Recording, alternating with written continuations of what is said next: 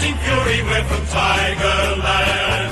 In any weather you will see us with a grin, risking head and skin. If we're behind, then never mind, we'll fight and win, for we're from Tigerland. We never weaken till the final siren's gone.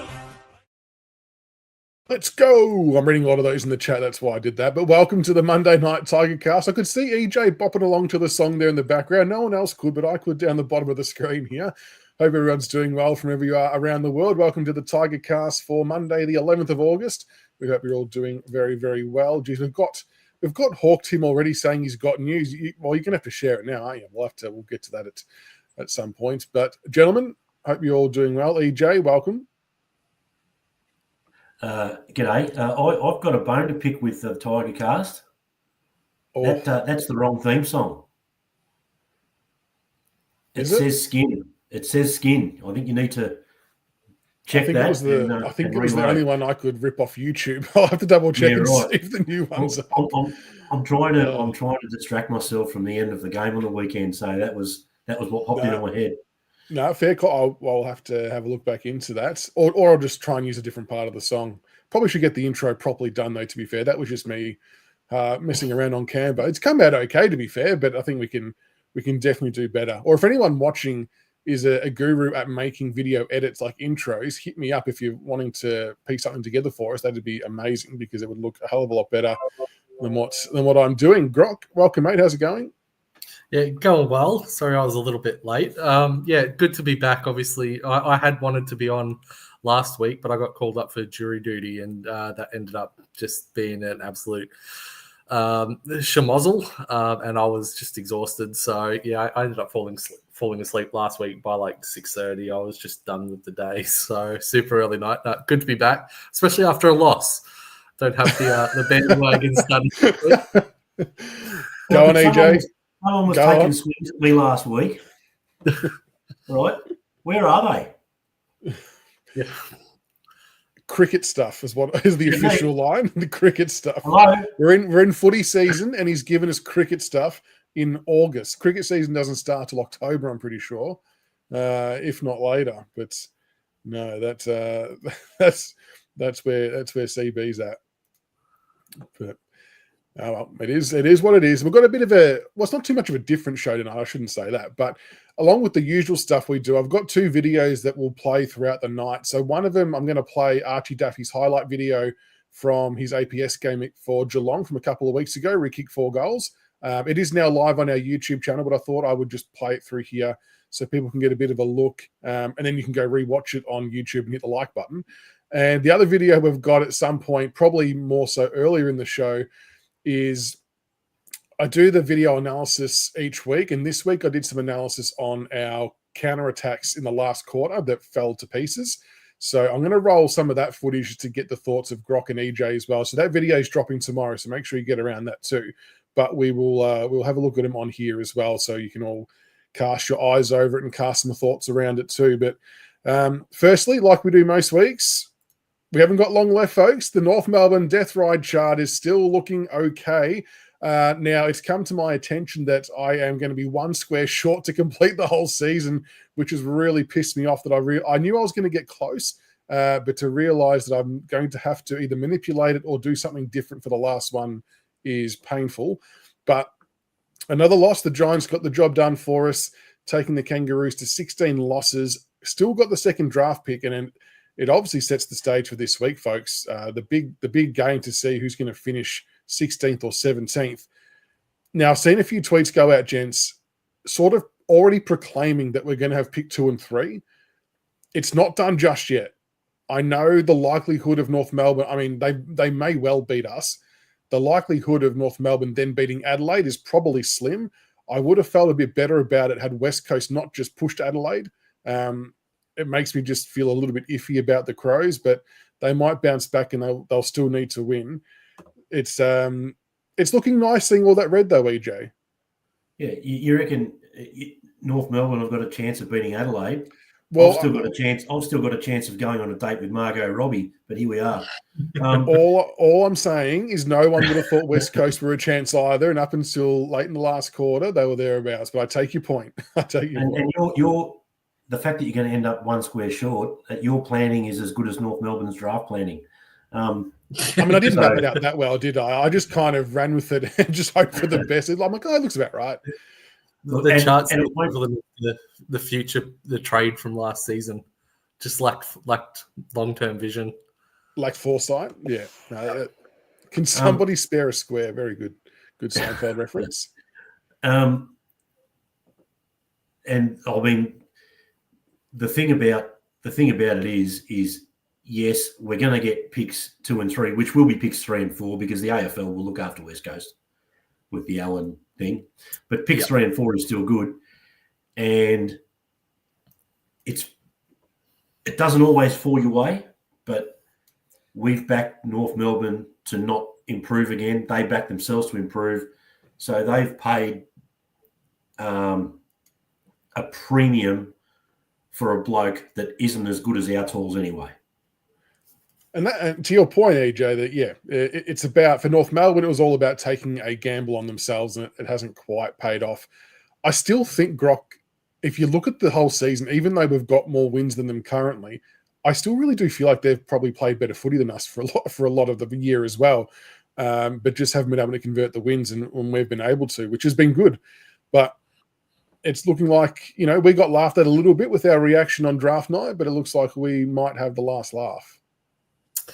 Yeah, I mean, you look at it. Yeah, you could probably say that North Melbourne have played better footy than us, but I feel like we've performed better against more of the top sides. Obviously, we knocked Gold Coast off. We pushed Collingwood. It was really only the last quarter, things like that. Whereas you look at North Melbourne's wins against us, Carlton, West Coast, the Lions draw, which was pretty good, and Melbourne are all over the shop. They haven't really beaten anyone of note. So, again, I think the gap between North's best and worst is still ridiculously, the expanse is massive, particularly under 3 years into Clarko's reign. So, I think they really have to load up this year, because I think next year is the make or break season for Clarko. If he performs again like this next year, I think the club will pull the pin on him, because 4 years in and having no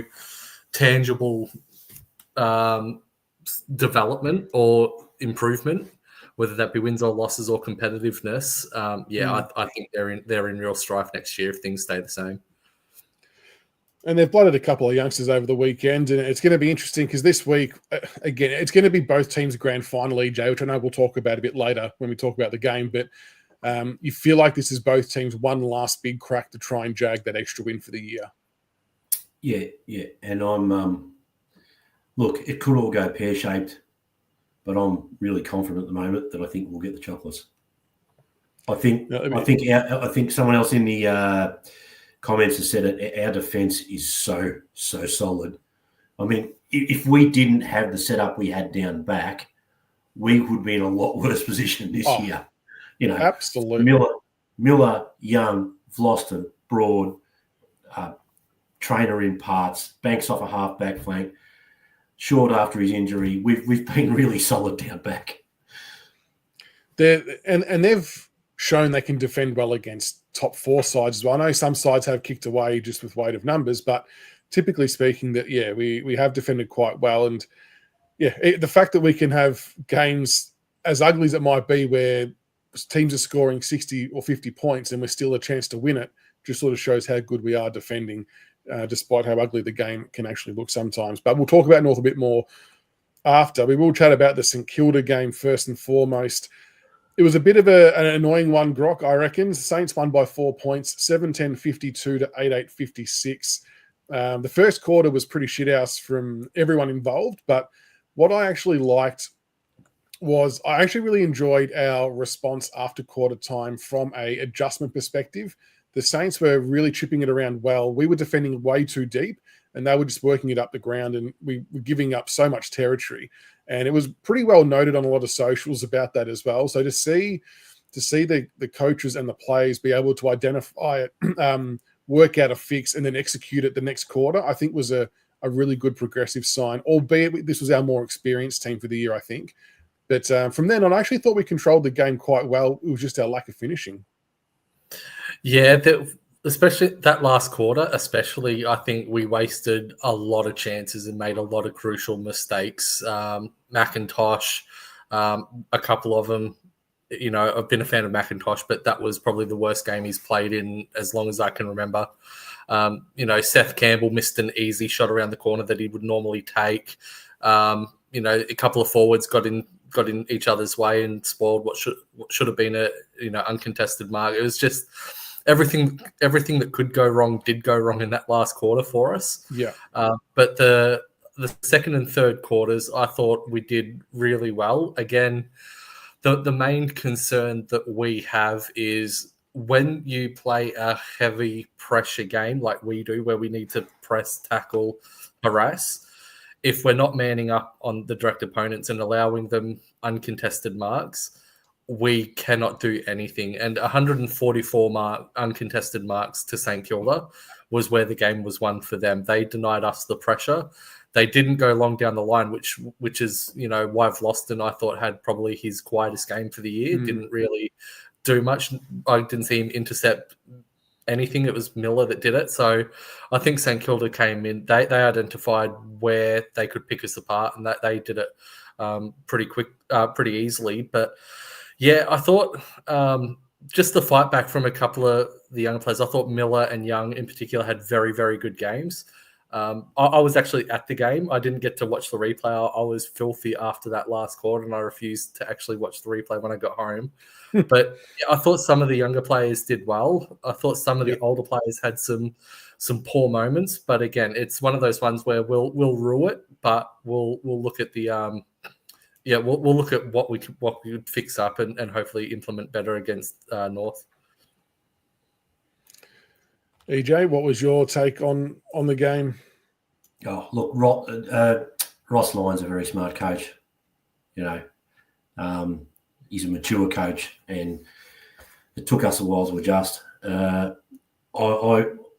saw lots of good signs from, as we're talking about the young players, even some players that played a half of really good football and then inexplicably disappeared. But I thought Ross was excellent. I thought that was his best game for a long time, like a really good game.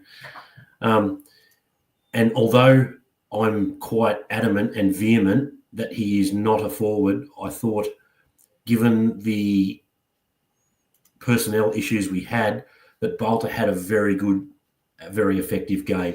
You can still see he just hasn't got the brain to be a forward, but he's so athletic, and that alone is something that Lynch doesn't have anymore.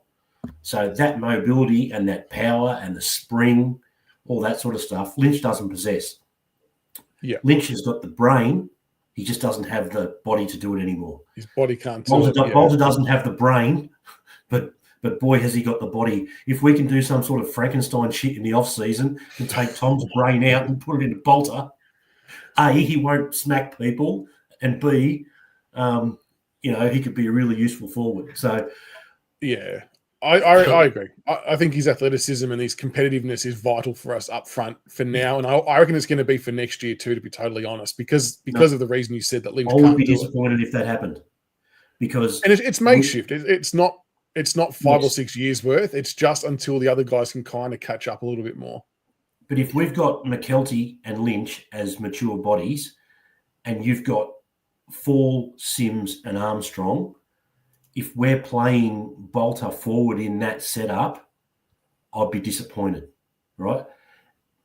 I get the idea that Young and Miller are looking really good down back, and so the question was put, well, why would you put him down there with those two? Someone else on Twitter put up a suggestion, and I don't know if he's got the dedication to do it, but I would love to see it, and that would be Balta on a wing. He's got the athleticism. He's got the physical size, which is even bigger than McIntosh. He loves to hurt people. He'd be a great link. Yep. Balterstein. There we go. Jeff's nailed it. Well done, Jeff. Good call. Balterstein. Your wing call's not a bad one. And I've always maintained, Grok, that I think Balta would play his best football when it's more instinctive and chaotic. And I think the wing maybe allows that a bit more frantic and just unleashing him a little bit. I think we kind of it feels like we're trying to contain a beast or a caged animal when he's playing in defence. And I don't know whether that sometimes causes wires crossed and confusion, but I definitely wouldn't be against seeing him on the wing. Yeah, I think Balta plays his best when he can actually attack the contest. He looks his best when the ball's in the air and he gets a run and jump and can intercept as a defender, or especially going through the middle as the second ruckman and the ball's in dispute. He's pretty good below his knees. It's when he has to be accountable for a forward or an opponent.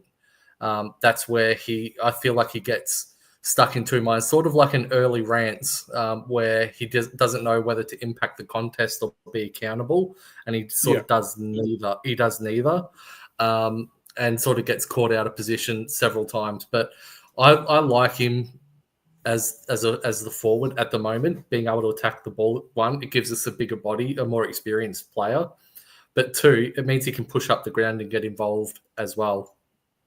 And I think he provides a good bit of a link man from back line to forward line. And he's actually quite good at ground level too. Like the way he fought for that contest when the ball he was paddling it around in front of Taru or whatever. I know one's very experienced, one's very inexperienced, but it was a good little battle to watch, to be honest. And I think that's a big thing that he offers, similar to what Jonty and Armstrong do, to be fair. But I think Balta's got them covered for speed a bit more.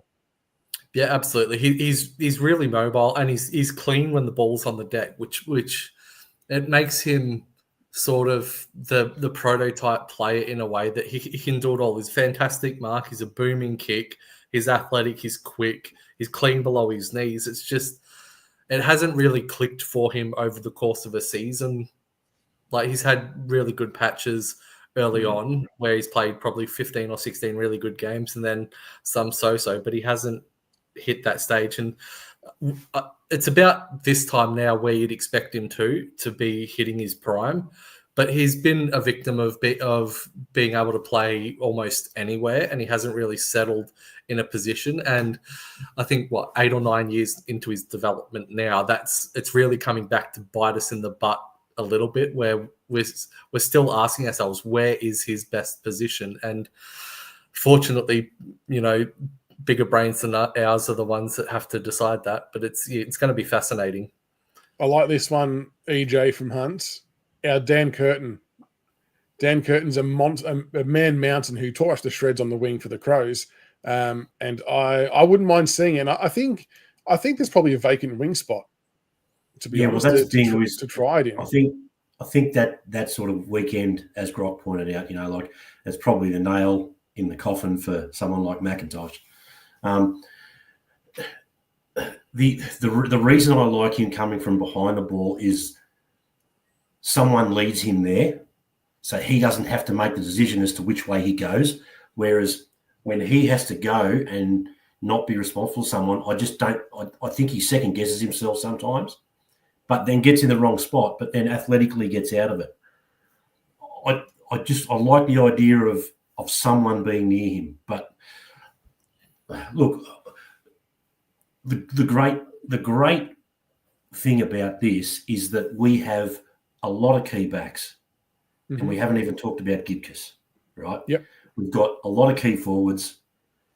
We've got at least 4, McKelty, Lynch. We've got 5, McKelty, Lynch, Sims, Armstrong, 4. We've got loads of backs. So there's an oversupply. He's definitely best 23. So, the old-fashioned swing man is not a bad thing to have. It's definitely a good selection headache. And it's one that I think Tiger supporters will discuss for the next 5 or 7 months during pre-season till we hear about where he's training and what he's going to play like. I just think at the moment that we would be silly to try and break up the Miller-Young combo that seems to be working so well for us at the moment. Just while we're touching on the forwards, it was refreshing to see, and I know he was really inaccurate, but Lynch actually finally getting some umpiring decisions go his way, especially after the last game he played, and we actually voiced our concerns. I think he got 2 or 3 free kicks in contest because he was getting pushed out of it. He wasn't getting those. Snapped. He also went to the supermarket and bought a tub of mayo, though. My goodness me. Yeah. Yeah, which I was surprised Not the one where Caminiti like literally pushed him sideways, but the other one on the far on the far flank. I thought that one he really could have held his ground, and I was really surprised it got paid. But happy days. I thought he fought well at contest too. He had even a good sort of second, third effort chase and later tackle and applied some pressure. And maybe that's a result of him having 5 weeks off and being a bit fresher. But yeah, I thought that side of it was good. I still really don't like Tom Lynch being the man on the mark. And we saw when Nasai was taking the kick-outs, and this is smart by, obviously, Ross Lyon as well, but Nasai taking the kick-outs, plays on, and he's past Lynch in the blink of an eye, and we just got lucky that he got pinged for running too far. But it's not just Nasai. Any player with a relevant amount of speed is going to burn past Lynch, who's on the mark, and they've got the ball 75 metres down the field in about 2 seconds, and that's not good for our setup at all. Michaels, did you say any player with a relevant amount of speed? Or any amount of speed. You're right. Any player with an irrelevant amount of speed. Yeah, true. And it's the scary part, isn't it? Like, I think when it comes to that part of the game, we need to have him set back further in the zone and have a Mansell, a Green, whoever, on the mark. But speaking of Steely Green, thoughts on him not being subbed on? There's been a lot of speculation about the tanking word. I don't think that was that whatsoever, to be honest. But it was definitely interesting nonetheless. Yeah, I hated it personally. Looking back, I think keeping him as the unused sub was the wrong decision, especially in the last 10 minutes where we had several chances with the ball going over the top into space, and we just didn't have the leg speed to get there. Steely Green would have made all the difference in that in that instance. And I think someone, again, like McIntosh probably should have been the one that was subbed out, especially probably 3/4 time when his game was probably a 3 out of 10 before it dropped to the 1.5 or 2 that it ended up being.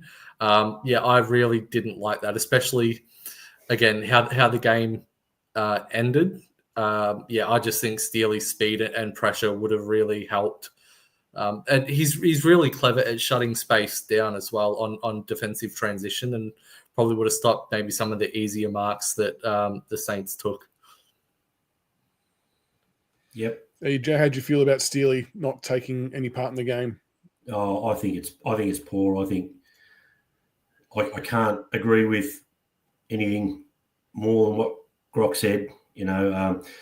Whether it be McIntosh, whether it be someone like Sonsi who just disappeared at halftime, whether it be Tresize who tried hard all day but had a stinker, which is okay because he's played some good football, so I'm not hanging the bloke for it.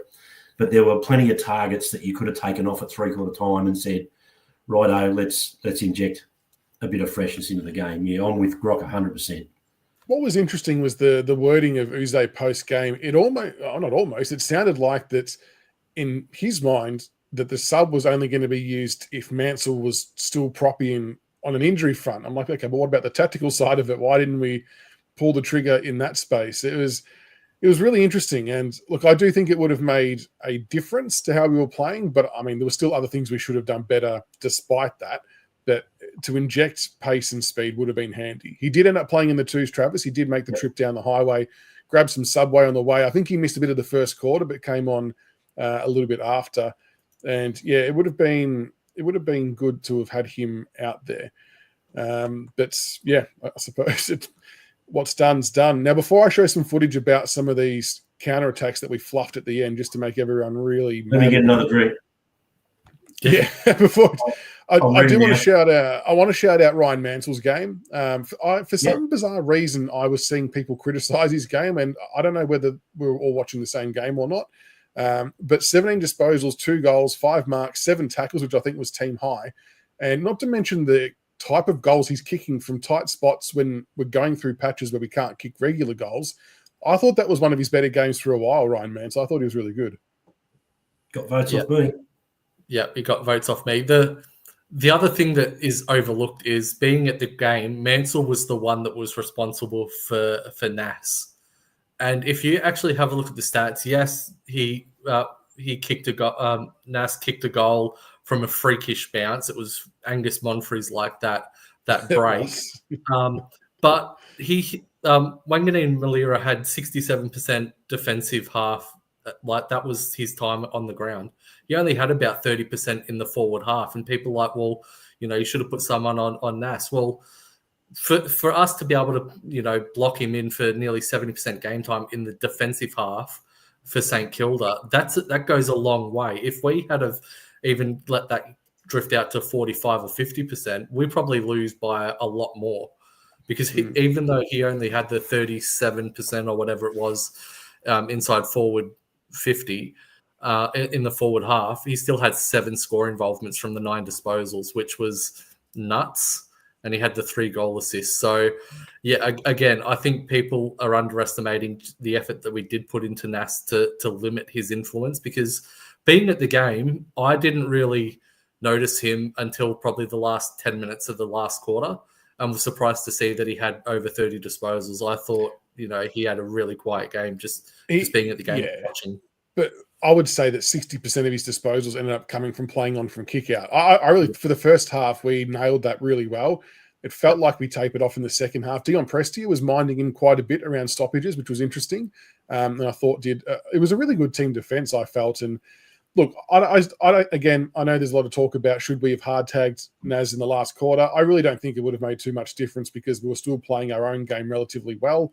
And we just, we let ourselves down, EJ, I think is the story of the day. And I'll bring up some of this footage. Now, it's going to stop-start, and I apologise that I'm in the top corner as well, but it's a video that's coming out tomorrow, so that's why. But I've muted it, so you don't have to hear me talk in the video, because that will be playing twice. But so this first one here, we've got a free kick and advantage in the middle, and which is astonishing in itself. So Nankervis does get advantage and will play on quickly. And this is right after St Kilda kicked a couple of goals to get within, obviously, a point of us. And there's just there was probably one option in particular that we probably should have gone with. And it's pausing it there. So Nanks, I think he's looked left at the umpire to see if it was advantage us. Yeah. But if you look at I think it might be Sonzi or Jack Ross, this player there. They are in a world of space once this keeps rolling, because Nasai actually peels off to get to Nankervis. And what Nank does is he actually just blast kicks it inside 50 once it rolls forward fractionally as he kicks it there. So, yeah, you can see there the preferred option there should have been, I think, a handball over the top to the player loose. And they've got, 10, 15 metres of space in front of them, plus to then go and have a bit more of a meaningful inside 50 entry. But it ends up just going long, and then St Kilda kill the contest, which is not much fun. The second one, which will load.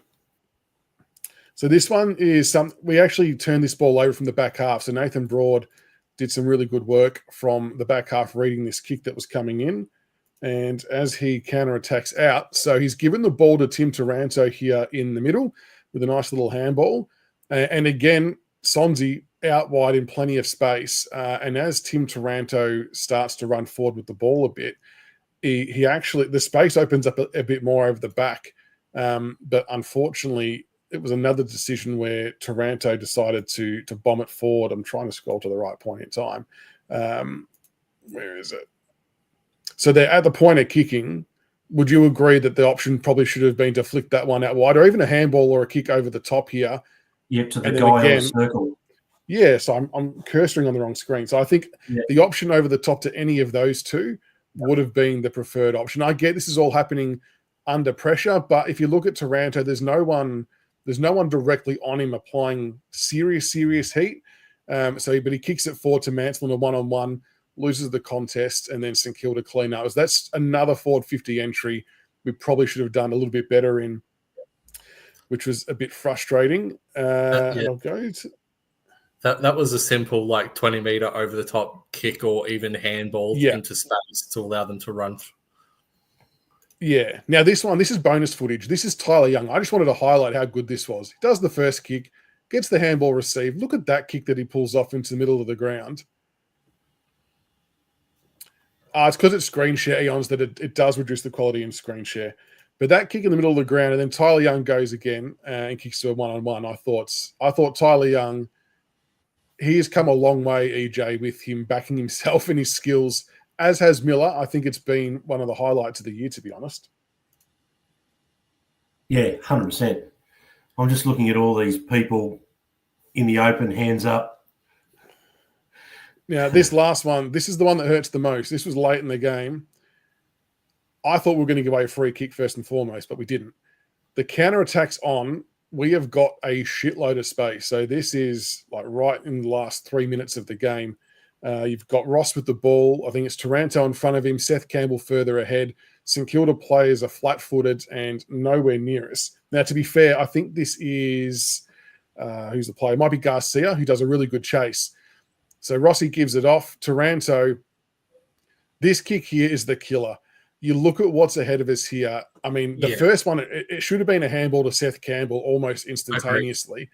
Noah Balta's in a ridiculous amount of space with the defender actually running away from him. So even a kick to Balta with a margin for error could have been marked. Tom Lynch even the player in the centre semi, that defender's running away from them as well. Yeah, so Tom Lynch is semi-leading up towards the kicker, so that could have been another lead-up mark. But instead, he's trying to hit this patch of space out here for Mansell to run onto in a very low percentage type kick. And to be fair, like the St Kilda player, I think it was Garcia, closed down the space really well, but that needed to be just an easy handball off to, I think, Seth Campbell first and foremost. And obviously the rest is history. There's also, I think that's Ross next to him. He could have just absorbed that tackle and dished off just before, and then Ross has got the easy run into 50 as well. There were 3 or 4 options, and he picked none of them. No, that's exactly right. So that's probably a little bit disappointing. Is this the decisions? And again, I don't want it to feel like that we're picking shit on certain players, but it was senior players that probably let us down in those key moments. And I guess we probably have a higher level of expectation from senior players to execute those moments better. And that's the difference between, even sides that are 14th, 13th, 12th, for example, I think would have executed that part better than what we did. Yeah. Yep.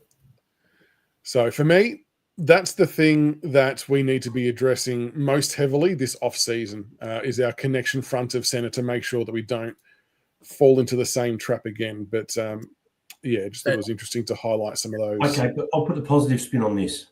Yes. At the start of the year, we wouldn't have pulled the trigger and gone through the middle like that.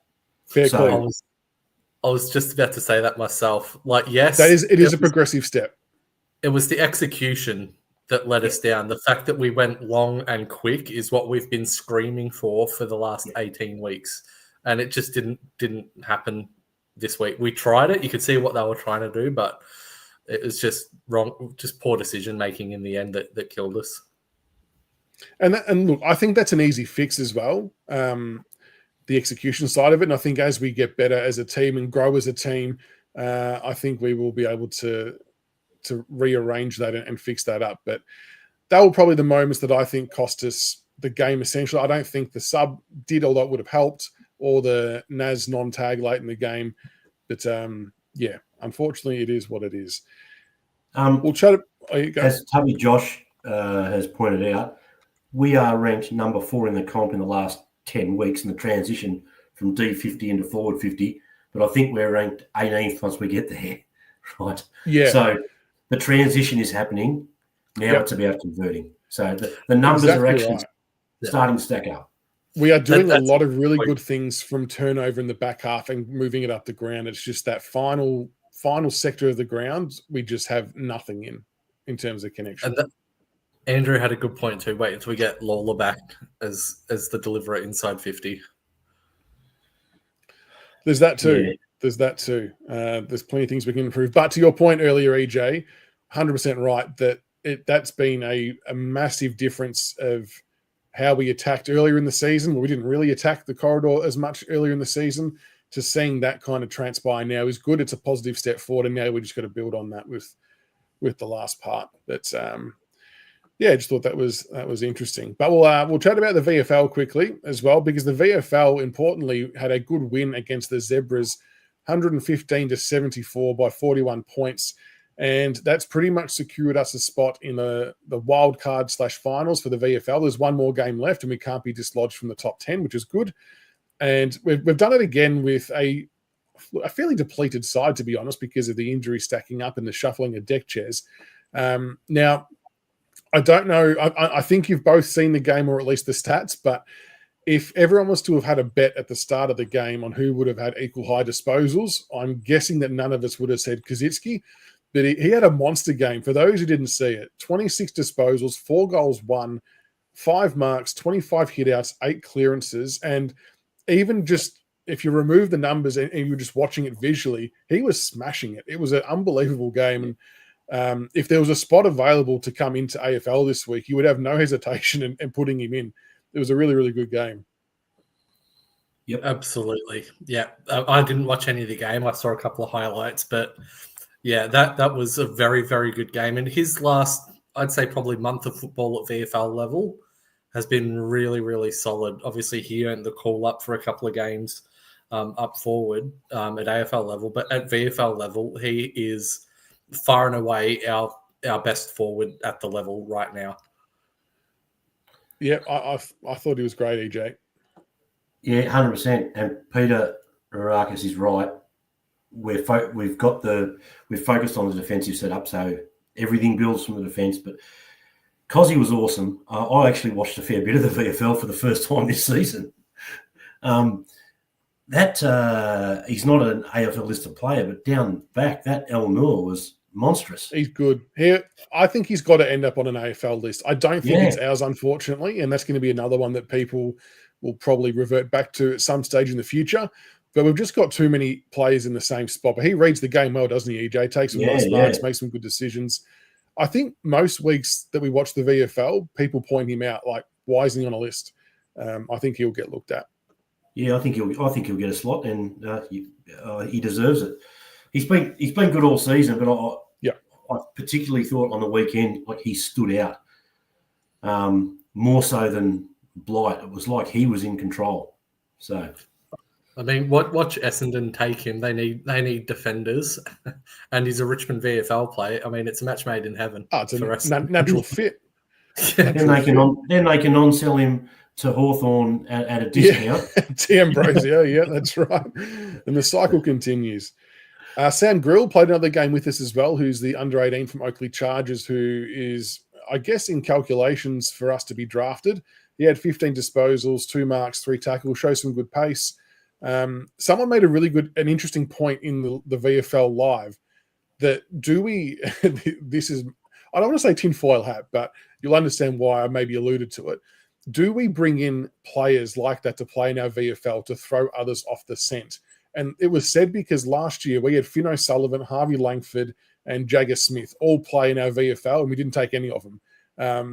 I thought it was a really interesting comment, but it was really awesome to see Grill having another game. And you could tell from the comments from the week before that Jake Batchelor loves him and loves what he brings to the team. And yeah, he seems to fit in quite well at the level, and no doubt he will be a consideration for a top-end pick. Yeah. I mean, you can throw Dunkley and Oliver as players who have gone through there as well, and we haven't picked up as well. So we have a habit of first rounders playing for us and not picking them. But from what I've heard, and I haven't, before anyone asked me if I've got any updates on trade or draft, I still haven't heard anything since my last update. But that Grilla is one of our targets that are right in the mix for our pick. We really do like him as the halfback, almost like a Jaden Short replacement going forward. So we did play halfback. Yeah. If he comes to Richmond and we don't nickname him George, I'll be disappointed. The George Foreman Grill? Yes. Surely. Got to get that. Got to get that nickname. But no, he looked really good. He looked really good. So he will be in the mix. But well done to the VFL team. Mixed is a good nickname as well. Well done, Nuclear Days. It's a nice one too. Mixed Grill. That also works. But I couldn't help while watching the VFL, the one thing I was trying to work out in my own head is, okay, we've now locked ourselves into VFL finals, which is great. And it's a credit to Jake Batchelor in the program. But what players have we got potentially coming back into that side even once the AFL season's done. So McKelty Lafau's going to be back. Fawcett's going to be back. Hayes Brown will be back. At a bit more of a stretch, you got Campbell Gray and McAuliffe. They might be very touch and go, but they're kind of in the mix. Jasper Elga's going to come back. And then there was question marks on, is Trezise eligible? Rioli might either just be eligible or just miss out of being eligible. I think Sonzi might be past being eligible now. Tash Houghton could be eligible, maybe with a permit if we wanted him to. Josh Gibcus will be down there as well. So there's going to be some big names coming back to replenish that VFL side, which makes for an exciting finals tilt for the boys. It's going to be interesting. So the question without notice, would anyone be happy for Tash Houghton to be playing more footy in the VFL finals to get finals type exposure? Yep. If I would. You would? You both would? Yeah. You can't wrap them in. You can't wrap them in bubble wrap. I agree. Yeah, after this season, the more that we can get into him to strengthen and get him fit and running right through the preseason, I think if we can, we definitely do it. Him and Gibcus, I think, are the two that we get as many games into as possible, and Lafau. Yeah, I'm with you. I'd be playing in both. The more exposure, and I know it's VFL level, but I know people say you shouldn't, play Lamborghinis and all that kind of shit, but they're not playing at Beaconsfield in finals, right? They're playing on proper quality grounds. And yeah, as Peter said, he's a match winner, and I think you have your class in there, and it's a good learning for him no matter what. Gibcus has been doing okay as well, EJ. I know we've all been fans of Josh Gibcus. I don't want to say a concern, but I guess from a comparison perspective, we saw a chunk during his return of Tyler Young that his numbers, he was shooting lights out and you couldn't not pick him to play AFL football. We haven't quite got to that area yet for Gibcus, but I don't know if he's being asked to play a slightly different role to what Young was playing, and if he's ticking all the right boxes that he just needs to tick. I still have this gut feel he might get a game, though, against the Cats. Yeah, I think also with Gibcus, it's like Young did an ACL and came back, right? Gibcus has had the massive hamstring issues and the ACL. I just think it's a slower build, right? And this is all about next year more than this year. If he plays a game, fantastic. But I'm not concerned about the lack of numbers or, he's not shooting the lights out. I think this is long-term plan, and I love the way that we're taking it slow. Yeah, and John's you nailed it there. I mean, you made the comparison, but 12 months off as opposed to nearly 2.5 years is massive. And you also have a look, the two leg injuries, the ACL and the hamstring. Gibcus looks like he doesn't fully trust himself to go 100% yet. And that's going to come once he gets the strength and conditioning on a proper off season. Once he does that, I think if we're still seeing him being a little bit timid by January or February, then I'd start to be a little bit concerned. But he's earned probably 3 or 4 months of grace period to work himself back. For sure. No, I think that's a fair enough call. It's just good to see him out there, honestly, and getting through game after game and getting involved. So I think that's the most important part, and he'll be another one that'll be benefits playing in finals too. I think that's going to be good for him and for the VFL program, which would be good. The other thing we'll do quickly is I do have a highlights reel together of Archie Daffy, who's a father-son 2026 prospect, assuming that father-son doesn't get scrapped in the foreseeable future, which I know there's been some talk about. However, I'd be okay with it if it got scrapped next year, if it means that Carlton lost Cody Walker. That would be highly entertaining. But that's a different story for a different day. So this video is from Archie Daffy playing for Geelong in the APS against Wesley. This is a couple of weeks ago, and he had 4 goals, 16 disposals. He's wearing the number 7 in the green jumper. So it only goes for about 4 minutes, but I'll mute the video and we'll let it roll so you boys can have a look at his highlights and pass off any comments or whatever that you might have on young Archie. But it's good to see him getting amongst it. So he takes this next kick here. But he's starting to turn a few heads this year. So he's on the younger side of the underages as well. I think he's about 10 months behind a lot.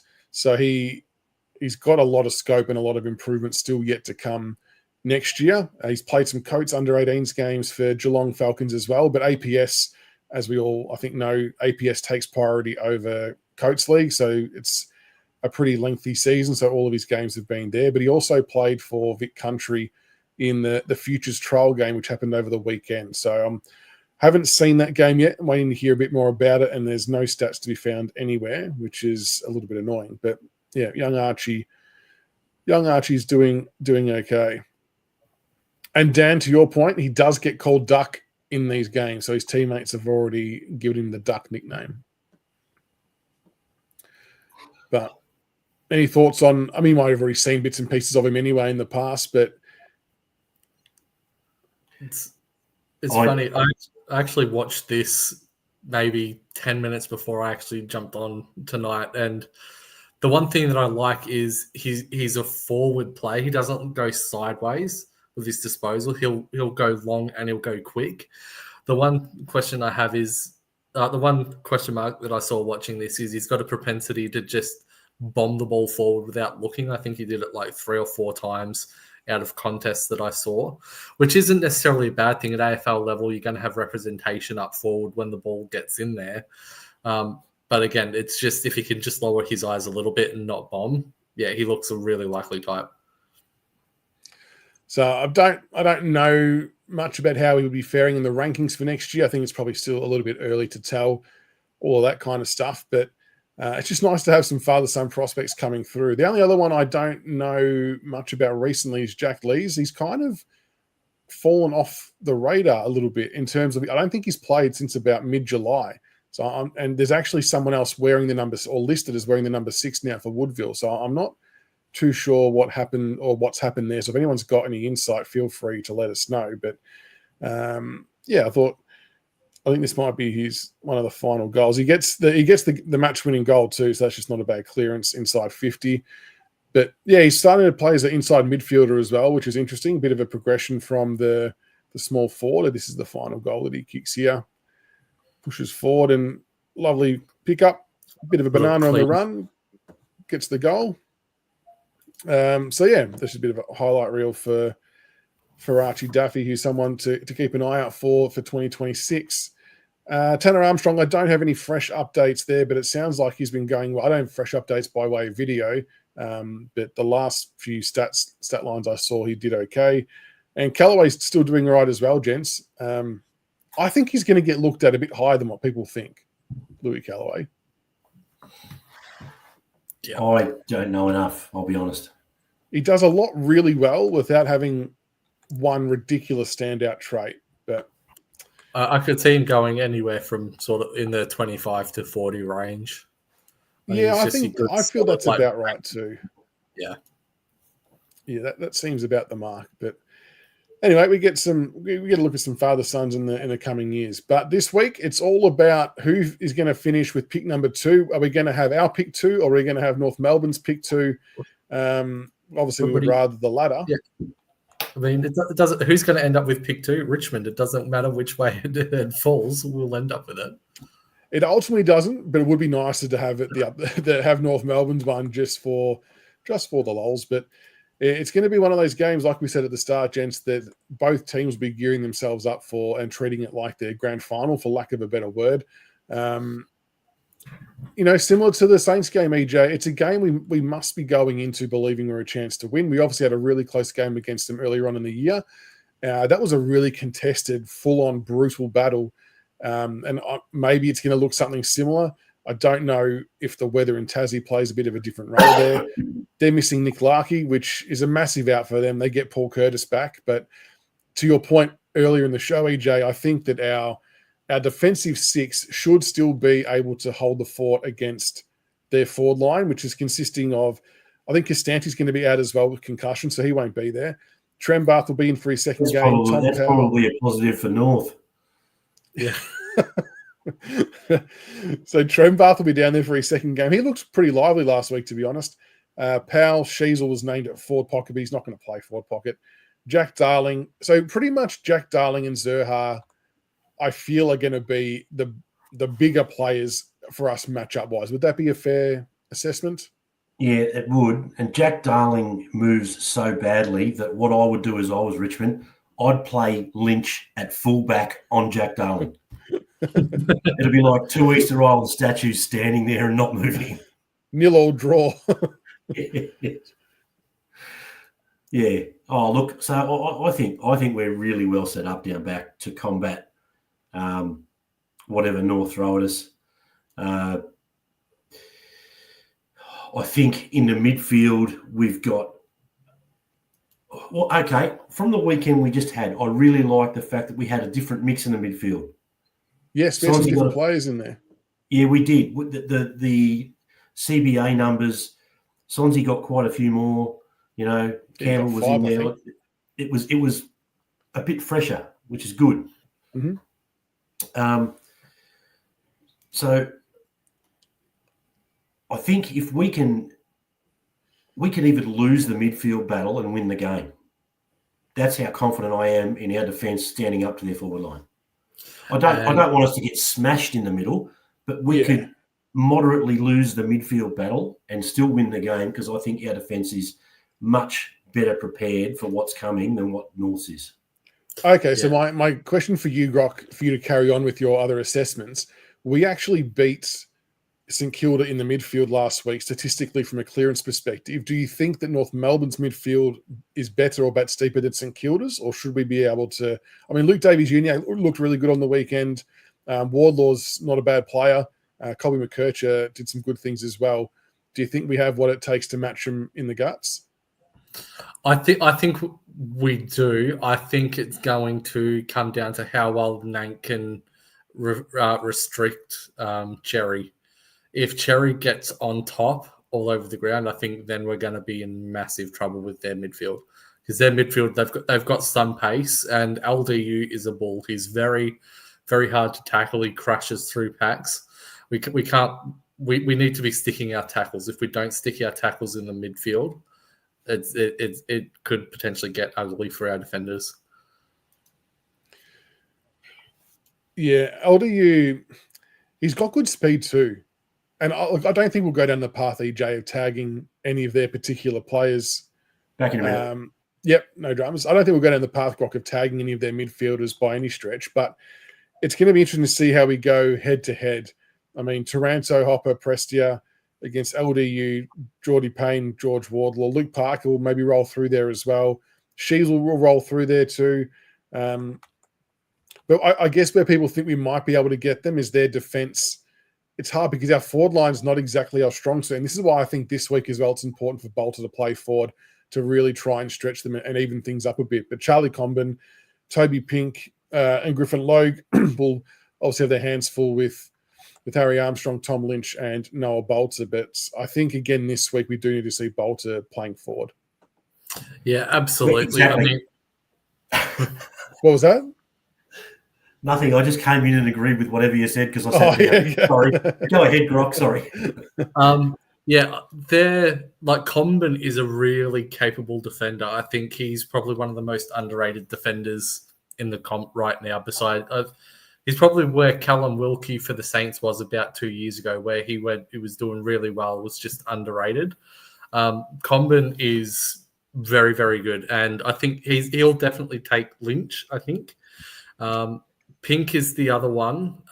Logue, North Melbourne fans aren't very complimentary of Griffin Logue at the moment. If you check the Big Footy board and the thread on Griffin, he's one of their whipping boys, sort of their Macintosh this year, so to speak. So it's going to be interesting. I do think the biggest thing for us is to stop their transition from the back line. If we can have Mansell roughing up Sheasel off halfback, get into his head, make him second guess things, I think that will go a long way. But yeah, as Travis said, we are North's grand final. We have been for nearly a decade. They always seem to come out breathing fire against us. I think Colby McKercher is also another one, EJ, that we have to pay respect to. As the game wore on, his pace and his skills did come to the fore and really sort of helped. They actually got back into the game and were getting quite close to passing the Giants at one point before they put their foot back down. Who would you have made? I don't want to say tag him. Who would you have lining up or looking out for Colby McKercher? Because he is pretty much their main driver off the half-back line, it seems. Oh, well, it's got, I didn't see any of the game. I saw the scores, but I didn't see the game. It'd have to be Ross, wouldn't it? He seems to have been the go-to tagger who will work off the other way. That's the impressive thing about Ross's jobs, where he has put his slows on someone, is he still actually kept getting disposals himself. I can't think of any. Ross or Hopper, but I prefer Ross. Yeah. It depends where McKercher's playing. If McKercher is rolling off half-back and pushing into the midfield, I almost wouldn't mind chucking MJ on him and be like, you just follow him everywhere, get involved in the contest. At half-back, pressure him when he's got the ball. And if you go through the midfield, do what you do, win the ball, do anything, get involved. So I think it'll either be Ross or MJ that'll go to McKercher. What about I forgot to ask at the start, but what do we think our changes might be? I mean, the only one that sticks out for me is, does Trainer come back in? He's had a week off now to freshen up. I'm not sure how niggly the hip was, or does Steely Green get a look in, but I'm probably less likely to think we'll do that. But does Trainer get a gig? Or any other changes that you see fit? I'd be tempted to go in unchanged. I agree. Probably unchanged. I mean, it depends on how filthy Uze is with a couple of the senior players. If we are getting a Trainer in and want him to play wing, could be McIntosh out. But I think that's probably the only one.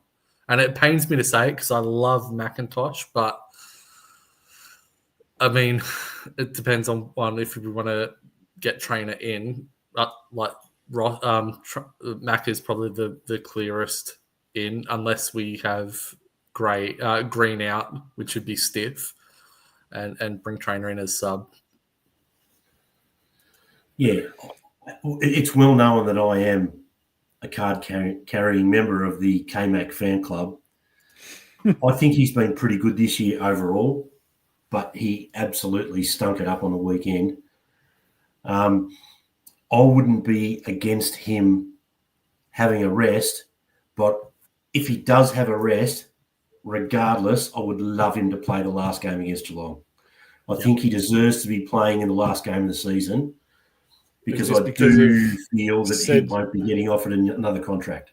Yes, as per Nick alluding to, that set to retire, we'll see out the season. There's been a little bit of that bubbling away on the socials. So I agree that if that is the case and that is what's happening, then I think no matter what, he definitely deserves to play the last game.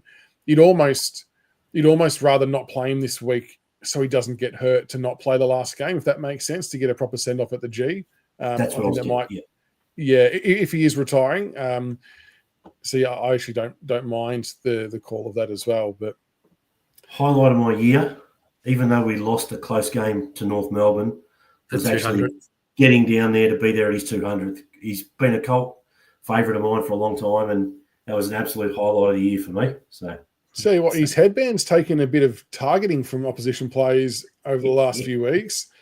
I know people laughed at the Marshall one, but he actually slapped him in the head a couple of times trying to swipe it. So it was high contact, whereas side bottom actually carefully just removes it with a slight pinch and threw it away. And then gave it back to him. Oh, did he give it back to him? Okay, that's nice. Yeah, that's nice. And they were laughing at each other, and they thought it was hilarious because it was at the bottom of the pack. And yes, very different. There's a bit more malice involved in Rowan Marshalls than there was steel side bottoms, that's for sure. If Macca retires, who will be our new whipping boy? Ashley, where do you want me to start? You got Sonzi, Ross, Mansell, MJ. The list goes on. Like, we've already got whipping boys ready to step up. This is interesting one. I've seen this comment come up a couple of times in regards to our tackles. So we obviously had a pretty low tackle count against the Saints. I think we had 41 to their 80-odd. Now, I do want to say that 15 of those tackles were inside 50, which is a great number, given we average about 8 and have often had 1 or 2. So that's a tremendous increase. I have wondered, though, are we maybe going more towards a corralling type of football rather than a tackling type of game as a plan? And is that working in our eyes, or do we need to change the method? Because I think even during Dimmer's era, we did do some more corralling rather than tackling, but it probably worked or functioned a little bit better, EJ. Yeah, I would love us to tackle more, but that also goes against one of the things that I've noticed this year, and Grock has noticed it as well, is we've been overcommitting numbers to the contest, and it's leaving holes everywhere, and it drives me up the bloody wall. So I kind of wonder if this low tackling thing is a consequence of people holding their position and not getting sucked.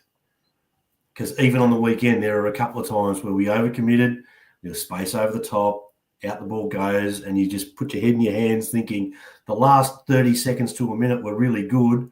Why did you have 4 contests where you did the right thing and then all of a sudden everyone gets sucked in? It's like putting a treat out in front of a dog and expecting it not to bite the treat. The dog can only resist for so long before it... Yeah. So maybe it's a consequence of that, they're holding a structure, but I would like us to be better at sticking our tackles. Yes. Yeah, absolutely. That for me, number one is sticking our tackles. But as Jay Tiger said, and I posted this several times on the forum after the game, and not many people understand it, but when an opposition side is taking 144 uncontested marks, that's 144 less opportunities to tackle that player, tackle the ball carrier. So naturally, your tackles are going to be less because you cannot tackle, otherwise you give away a 50.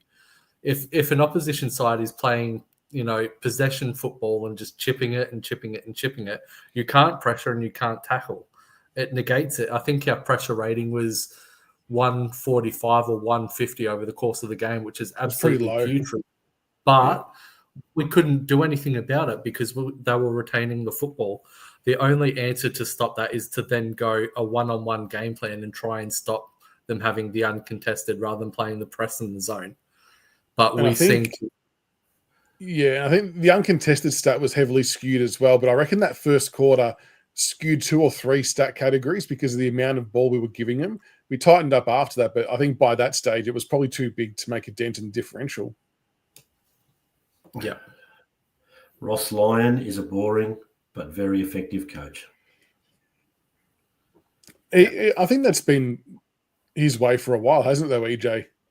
He knows people may not like how he gets the job done, but he'll typically find a way to get the job done or get close more often than not to getting the job done, which is all you can kind of ask him to do. He plays a stifling, suffocating game plan, which is good enough to get teams to finals, but again, it's just not good enough to win. And that he's been sort of a great coach, but he hasn't been an outstanding coach because he hasn't been able to take that next step. Geez, I reckon getting that Fremantle side to a grand final was a pretty outstanding effort. I thought they had a decent side in 2014. Oh, they had a couple of very, very good top line players. He's got 2 different sides with Zach Dawson to a grand final. That alone is Hall of Fame shit. Hall of Fame shit. That's a great call. I don't mind that. Well, what else? What are some of the final things we want to see us to continue to do on? What day do we play? Saturday, I think Saturday it might be.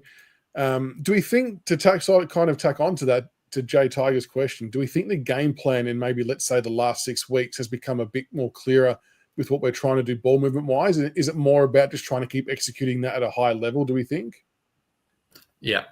Yep. I think I think our defense is pretty much settled now. They know, and I think that's shown in the last 2 or 3 weeks where we've had, Vlosten, Young, Miller, they've all really stood up. So I think that's allowed us to then start trying to implement what our ball movement from the back half is going to look like. And we've seen it over the last couple of weeks, even during the Collingwood game where we were looking to go inboard a little bit more. We were going longer, we were going quicker, we were going more direct. So I definitely think now that we've established sort of the back half of the ground and what our structure and setup looks. We're now going through the midfield, the transition, and I think early next year is when we'll focus on our forward stuff. EJ, any more to add to that with what you're wanting to see come Sunday? No, I just want to see us continue to use the corridor once we've got the transition sorted. Because for me, it's just about improving that connection. And look, I know most people probably know this, but the reason you want to use the corridor is that when you get to the attacking edge of the centre square or the top of the 50, right, if you're in the centre of the ground, you have so much space to kick into. If you're over on one flank or over on another flank, you narrowed your area that you can deliver to. And being in the corridor, it means that all defenders have to be accountable too when our forwards are moving. So being a team that plays corridor football is really important. I don't mind if we turn it over at this stage with skill errors and dumb shit, but I do mind that if we lose our nerve and then turn sideways, which there were a couple of times where we didn't take the kick and the player has gone backwards or whatever. That's what I don't want to see. You want to see forwards and corridor. I think that's fair enough. And I'd like to see a bit more final third connection on some of that, because we do so well to create these defensive counterattack starts and slingshot attacks, whatever you want to call it. And it just must be deflating for the team and the forwards when that last kick really doesn't land or the last handball doesn't land. So you'd love to see them get a bit more reward for effort executing the final piece of that puzzle. And I think if we can do that a couple of times, we'll start to see the confidence grow in the plays. I want to see, obviously, we want to see some accurate goal kicking as well. It'd be great for Harry Armstrong to have a bit of a day. I thought, just to backtrack heavily, I thought he looked pretty good later in the game with some nice sort of work up the ground and some contested marks. So he'll hopefully be a bit better for the run again. But yeah, it should be a really interesting game. And it's one that both teams should most definitely be thinking that we can win. And it's a chance to get to 6 wins for the year and to cement North not going above us, which would be great. And yeah, either way, I think we've got some pretty high picks locked up and ready to go, which is good. Yep. Speaking of goal kicking, I would like to see 4 multi-goal quarters. I don't want to see another 1 or 2. Oh, that's a good call. Quarters. Like yep. I'm kind of over the 1 or even no goal quarters this year. I think now's the time that we need to start actually putting it on the scoreboard, especially against North. Bit of a weak kill. I agree. I reckon that's going to be a big one for us next year, gents, in terms of things that we need to try and accomplish to show some progression. And I know it seems minor, but I agree with you, Grock. There needs to be no or minimal goalless quarters next year. It's just not. It's not something that should be acceptable with a list that's got a bit of talent. I know they're young talent, but hopefully we see some more progression next year. All right. Quick question. Yes. I know I'm not encouraging gambling on this show. Put the house on it. Yeah. What do you think? What do you think the current odds for the match are? I think North Melbourne would be favourites. North probably $1.40, Richmond $3. North $1.55, Richmond $2.47. Seems a bit harsh. Seems a bit harsh. How is there that big of a gap in the market? I will be putting Richmond into a multi. EJ's multi because I think they're good value. But it's going to be. I reckon Ooze is going to rev the boys up going into this match. Obviously, 1, we've got their pick, but 2, imagine us finishing, like beating them and finishing above them when they were projected to push for finals, and many had us not winning a game. Like the narrative there was they were expected to be, just slightly missing the 8 and us like dead last with certainty. And the fact that we're above them right now, they'll use that, I reckon. Yeah, I think they will. Agree with this, T-Tube. Don't be so Lynch focused. Give Harry some love. Yeah, don't mind it. But with that all being said and done, what are the final tips, including margin? Chuck them in the chat as well. We'll pop a few up. EJ, what are you going with? Tigers by 32 points. Oh, 32. You've gone large. Yeah. No. I really think that we set up that we should be really competitive in this game.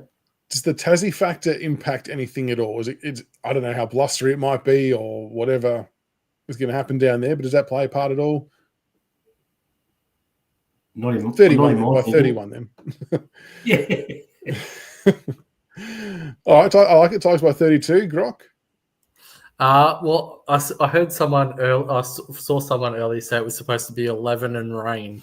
So if that's the case, I'll go Richmond by 16. Yeah, I'll go Tigers by, I'll say 19. Any 4 points will be good 4 points, though. And I just think for all the commentary about the pick selections and stuff like that, I still think it's been good to see us still going out there with the intention to win games and trying to instill winning mentality, winning methods, winning ways. Even if we don't get the result, we're still having a crack across 4 quarters, which I think is the most important thing. So thanks for everybody for putting your tips through in the chat. Thank you to you, EJ and Groff, for jumping on. I appreciate it. Will we do a live this week? Possibly. I'll chat to everybody off air and we'll see if we can maybe do something given the nature of the game with what's on the line. It could be quite fitting to do so. Thanks, CB. Yeah. Well, that won't go away anytime soon. But no, thank you to everybody for everyone's love and support. Make sure you get around us on the socials and subscribe on YouTube and Facebook and Twitter and wherever else we are, or X, whatever it's called these days. We've got Behind Front of Me Lines tomorrow night. I think it's going to be with Marnie from Kanga TV. She'll be back on. And there's videos dropping every few days on YouTube, so keep an eye out there. But have a wonderful night, everybody. And until next week, go Tigers. Go Tigers. Go Tigers.